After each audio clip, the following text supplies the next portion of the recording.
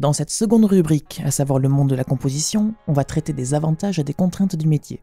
À l'heure actuelle, le monde de la composition est en plein essor, notamment grâce à Internet qui offre énormément de possibilités. Donc il y a vraiment beaucoup de personnes qui se disent « moi aussi je peux le faire » en quelque sorte. Oui, c'est un peu comme beaucoup de domaines, la vidéo, la photo, le dessin, en fait tout ce qui est créatif, mais par contre ça connaît un boom qui est un tout petit peu, on s'en rend pas compte, mais qui est limite plus violent que ces autres domaines en fait. Ça augmente aussi, malheureusement oui et non, le nombre de compositeurs. Ça veut dire que là où à l'époque un compositeur devait savoir écrire sur du papier ou alors vraiment maîtriser le MIDI et avoir du matériel très onéreux, maintenant avec justement un budget qui dépassera pas les 2-3 000 euros, on peut se prétendre compositeur, que ce soit vraiment débutant de toute manière ou plus confirmé par la suite. Effectivement, on peut s'exporter sur Internet beaucoup plus vite. Oui, donc on parlait du nombre de compositeurs.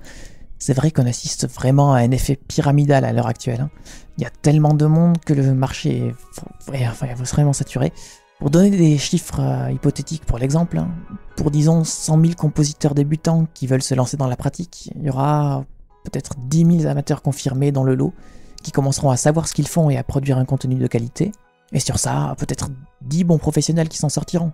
À savoir que 10 000 amateurs confirmés, et je pense qu'on est quand même loin du compte rien qu'en France, c'est beaucoup, c'est énorme.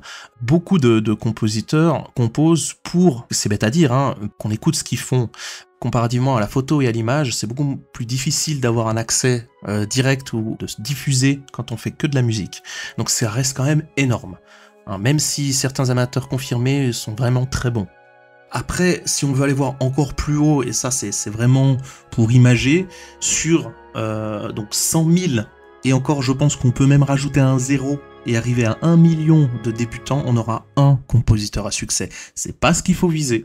Il faut viser déjà le pro, c'est déjà pas si facile que ça, et vraiment pour arriver professionnel, il y a beaucoup de sacrifices à faire, et ça on va en parler aussi, parce que les gens ne se rendent pas compte, du tout compte du travail et du gros fossé qui sépare des compositeurs amateurs et des compositeurs professionnels. C'est vraiment plus du tout le même monde, c'est plus du tout la même charge de travail, le même rythme, et ça on va en parler dans les avantages et les désavantages de la profession, ou en tout cas du domaine.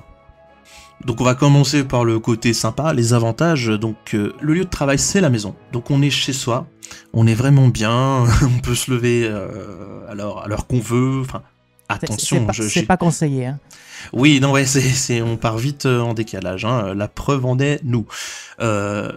On fait énormément de rencontres. Je citerai par exemple cette rencontre très sympathique qu'on a fait, Jean-Gabriel et moi, au dernier Rock My Geek de Christophe Herral, qui est un compositeur français de renommée, avec beaucoup de bagages. C'était quelque chose de très très sympa et d'instructif de causer avec lui.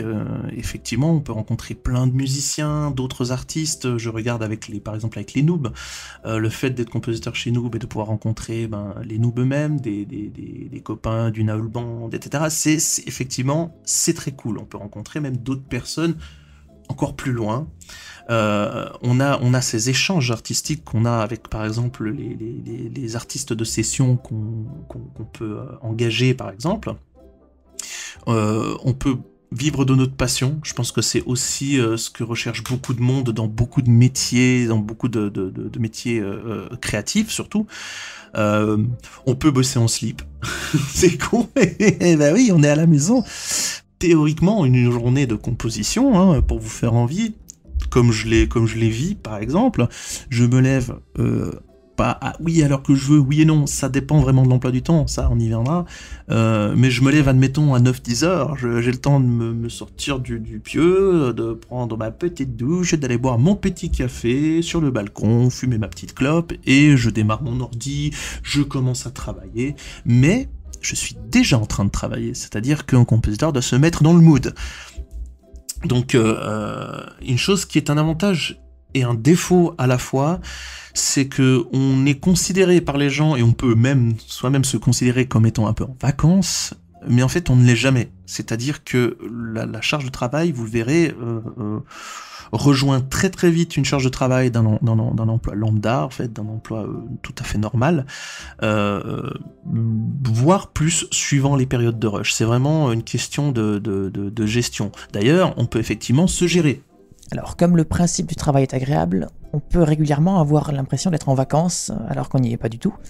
Et inversement, comme on ne gagne de l'argent que comme ça, on peut potentiellement culpabiliser et ne pas vouloir prendre de vacances parce qu'on sait que ça représente une perte d'argent. Bah, c'est une question de self-management, en fait, tout voilà, bêtement. On est vraiment à la fois tout le temps en vacances et jamais en vacances. Voilà, après, on vous expliquera comment se passe, par exemple, le monde professionnel au niveau des budgets, de ce qui nous est alloué, etc. Mais voilà, en gros, il y a quand même des avantages, effectivement. Je pense que entre la gestion personnelle du temps de travail et les rencontres sont mes deux préférés, parce qu'effectivement, on peut rencontrer du monde, et ça, c'est fantastique, parce qu'on peut s'instruire non-stop, on peut vraiment évoluer dans ce monde-là. Après, par contre, Jean-Gabriel, tu vas nous parler aussi des désavantages, parce qu'il y en a beaucoup plus. Il y en a beaucoup plus. Déjà, il faut voir que c'est un métier qui est très irrégulier. C'est-à-dire que on va pas avoir des contrats tous les lundis à 16h. On se les cherche et il faut vraiment avoir une bonne réputation, réussir à se créer un carnet d'adresses conséquent si on veut commencer à avoir des rentrées de contrats régulières. Ouais, surtout au début. Je donne pour exemple mon tout premier contrat. Faut savoir que les gens pensent que hop là, American Dreams, hein, tu chopes un contrat, le contrat de ta vie, c'est bon. Ça arrive une sur 10 millions, et encore, je suis gentil, il faut vraiment avoir galéré avant. Bref, mon premier contrat, je n'ai touché que très très peu. Par exemple, j'ai touché 1500 $ australiens, ce qui fait 800 €. Hein. Donc c'est très peu pour produire quand même une bande son de plus de 35 minutes. Y mettre beaucoup de temps. Donc j'ai dû gagner l'équivalent de, je sais pas moi, 1 € de l'heure de travail, et encore je suis gentil. Et c'était mon premier contrat, et le contrat suivant n'est arrivé que 8 ou 9 mois après.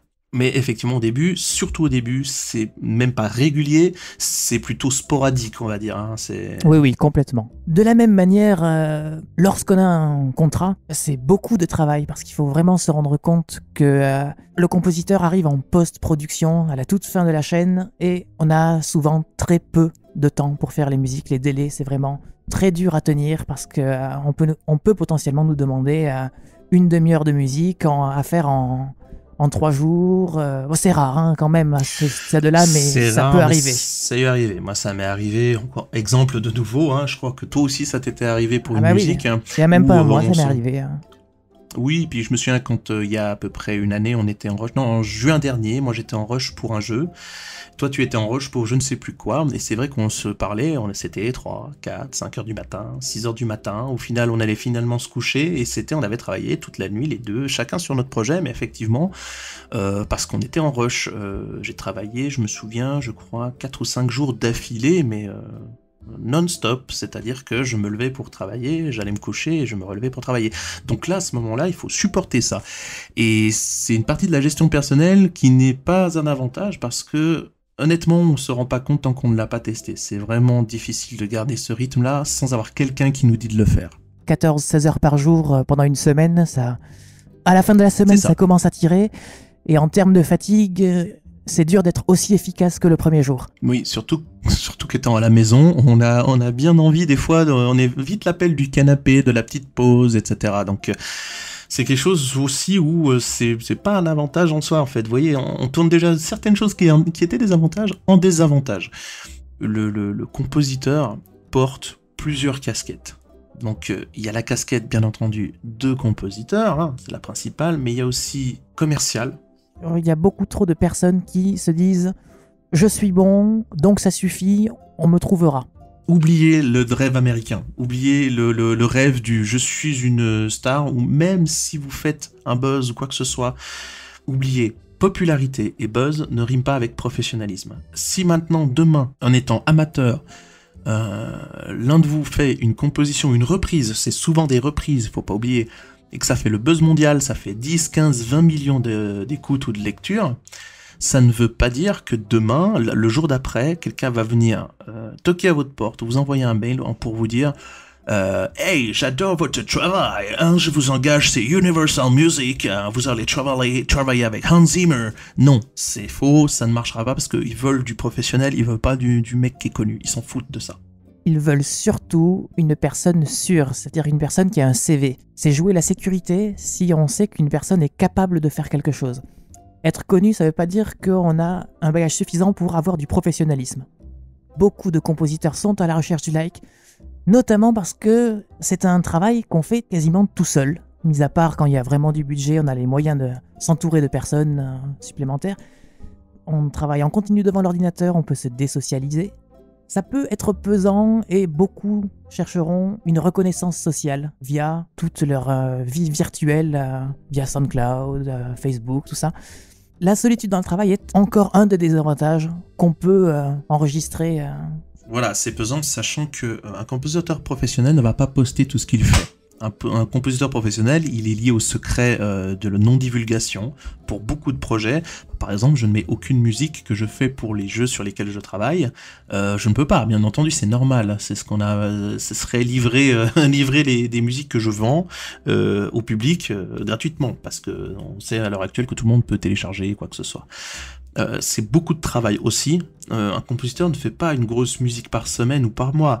Il doit être capable, comme on le disait, dans un très court laps de temps, d'imaginer, créer, modifier, compléter et rendre une composition qui va plaire. Et ça, c'est encore autre chose. Selon des critères qui changent, d'accord, constamment, et garder sa passion. Ça, c'est difficile, mais primordial. En gros, on doit livrer clé en main une musique qui va coller avec ce qui est voulu, dans un court laps de temps. C'est un boulot monstre et je pense que lors d'une session live qu'on fera, parce que comme vous le savez, il y aura des sessions live, on va vous montrer ce qui est vraiment, soit Jean-Gabriel et moi, ce qui est vraiment la création de A à Z d'une petite musique courte, bien entendu, mais vraiment ce que ça implique en fait au niveau de composition. C'est quand même un travail qui est ardu et même pour quelqu'un comme nous qui avons mine de rien pris l'habitude de composer. On parle en plus là de manière hypothétique, dans l'idée où le projet sur lequel on travaille nous plaît. Imaginez combien c'est difficile de travailler quand en plus on travaille sur des projets qui sont tout sauf inspirants parce qu'on les estime assez mauvais. On est obligé de fournir quelque chose en cherchant à atteindre une qualité alors que ça nous coupe toute inspiration et il faut être capable de pouvoir travailler, vraiment fournir un matériau musical de qualité malgré le manque d'inspiration et ça peut être très dur également. Oui, alors c'est ça un des plus gros le travail le plus ardu qui prend le plus de temps souvent est effectivement l'inspiration. Là, je prends en compte un des contrats que j'ai eu, hein, bien entendu sans citer quoi que ce soit, où j'ai travaillé peut-être sur 30 versions d'une seule musique de 3-4 minutes. D'accord, une trentaine de versions, ce qui m'a pris énormément de temps pour qu'au final, quand j'ai rendu ce qui devait être la bonne, on me dise ouais, au final non, on va prendre une autre que t'as fait. C'est comme ça. On a travaillé 2 jours, 3 jours avec des modifications, avec aussi la recherche. C'est de la recherche, c'est avant de composer même. Je parle de vraiment faire de la recherche. Se poser, écouter des choses qui nous inspirent, faire des petits essais, faire de la recherche, même coucher dans son lit au moment de dormir, hein, ça prend des heures. Et qu'au final, non, ce soit pas ce qu'il faut. C'est pareil pour beaucoup de domaines, mais effectivement. Que vous soyez la future star de la musique, de films, de jeux vidéo, peu importe, sachez qu'au bout de 2 ans de travail dans l'industrie de la musique, vous n'aurez plus d'ego. On peut être un des meilleurs. Il y aura toujours des gens qui ne seront pas satisfaits par ce qu'on fait et on s'en prendra vraiment beaucoup dans la tête. Et c'est pas péjoratif, c'est une bonne leçon. On doit être capable, en 2 coups de cuillère à peau, c'est bête, mais de pouvoir se conformer aux critères, à être le plus rapide, à se dire ok, vous voulez tel style de musique, moi je peux le faire, je peux m'y mettre, même si je l'ai jamais fait, je peux vous le faire. Pourquoi ? Parce que ça va nous faire rebondir sur une autre chose qui est la concurrence. La concurrence, au vu du nombre de compositeurs qu'on a cités tout à l'heure, rien qu'en dans les amateurs confirmés, je vous parle aux amateurs confirmés, hein, parce que les amateurs confirmés peuvent se faire de l'argent, comme on a dit. Beaucoup de compositeurs qui n'ont pas compris que justement le like et l'écoute se faire juste connaître ne servait pas à grand chose, bradent leur service. Beaucoup se proposent de faire des choses gratuitement. Et ça, honnêtement, si vous nous écoutez et que vous êtes compositeur, ne le faites pas. Ça ruine beaucoup de choses. Ne le faites pas pour une seule raison. Vous valez mieux que du travail gratuit. Tout travail mérite salaire. D'accord? Le fait d'être payé et de rechercher quelque chose et de vendre vos services, pas besoin de vendre ça cher. Il faut justement savoir faire une étude. Et au pire, demander. Demandez à un compositeur plus aguerri combien à peu près vous pouvez facturer, etc. N'hésitez pas, il y en a beaucoup autour de vous. Si vous écoutez, vous êtes compositeur ou vous connaissez ou vous aimez ça, donc vous devez en connaître. Il y a de ça, il y a les critiques, il y a les refus justement de contrats. Pourquoi? Parce que, ah ben tiens, moi je vous fais votre musique de votre film court de 15 minutes de musique, je vous le fais pour 1000 €, d'accord? Ce qui est très peu, hein, à la base, je parle de si vous savez produire quelque chose de qualité. On vous dira, ah non, désolé, on a trouvé un compositeur qui nous le fait gratuit. Eh ben, voilà. Ben, comment vous voulez commencer si vous avez toujours un gars qui fait pas forcément de la moins bonne musique que vous, hein, quoique, va se proposer gratuitement? Je dis quoique parce que souvent un compositeur qui se propose gratuitement, c'est parce qu'il n'a pas confiance en ce qu'il sait faire. C'est ça le problème. C'est que si on a confiance en ce qu'on sait faire, on dit non, je menais ce que je sais faire. Vous voulez de la qualité, il faut la payer, c'est normal, c'est un métier, même s'il est exercé à temps partiel, c'est-à-dire en mode semi-pro ou amateur confirmé. Cédric parlait tout à l'heure du budget et des compositeurs qui bradent leur prix. En musique de film, le salaire est un budget, c'est-à-dire que lorsqu'on vous dit « Ok, je te paye 20 000 $ pour ce film », faut compter une grosse partie, ça peut être 6 000 à 8 000 $ pour le budget qui sera pour des instrumentistes, pour le studio, pour tout ce qui est ingé son, pour beaucoup de choses qui entrent dans la production et qui coûtent au final très cher. On ne se retrouvera pas avec 20 000 $ sur notre compte. Ah non, surtout qu'en plus, on paye des impôts, on paye des taxes, etc. Mais je veux dire, à savoir que quand on dit ici 8 000 $, ça peut être plus. Hein, ça peut passer même à du 15 000 $ sur 20 000 $. 15 000 seront pour la production. Pourquoi? Parce que plus vous ferez une meilleure production et vous rendrez un travail nickel, au-delà même des attentes, etc., plus vous aurez justement à ce moment-là, oui, la chance d'avoir un très bon CV pour la suite. Donc des fois, effectivement, un compositeur, quand on parle de 20 000 $, c'est pas énorme. Hein. Même 20 000 €, c'est pas énorme pour un film entier ou un jeu. Vous toucherez peut-être que 4 ou 5 000 € au final pour vous. Vous aurez mis tout le reste en production. C'est très important. Mais voilà, au final, vous aurez touché pour peut-être 1 mois, 2 mois de travail acharné, voire plus, hein, peut-être 3, 4 mois, 5 mois. Sur un seul contrat, vous aurez touché que 4 ou 5 000 €. Vraiment, il y a beaucoup de choses à prendre en compte. Donc quand quelqu'un vous dit, un compositeur vous dit « Oui, j'ai eu un contrat de 50 000 €. » Oui, il vous dit 50 000 €, il a oublié de vous dire qu'il en touchera 10 000 seulement. Faut pas oublier. Je crois qu'on est bon pour les désavantages. C'est pas vraiment des désavantages, c'est des petits ou moins petits. Hein. C'est simplement, il faut tout prendre en compte. C'est pas un job tout rose, mais ça reste quand même un job qu'on a envie de faire. Simplement, pourquoi il y a si peu de professionnels qui le restent, c'est parce que, oui, beaucoup de gens ne se rendent pas compte que c'est pas du tout comme on croit. Ça reste un travail, un métier. C'est pas, c'est pas pilote de ligne, c'est pas star, c'est pas mec trop connu. Non, c'est un boulot où pendant des heures, on est enfermé chez soi, tout seul. Voilà.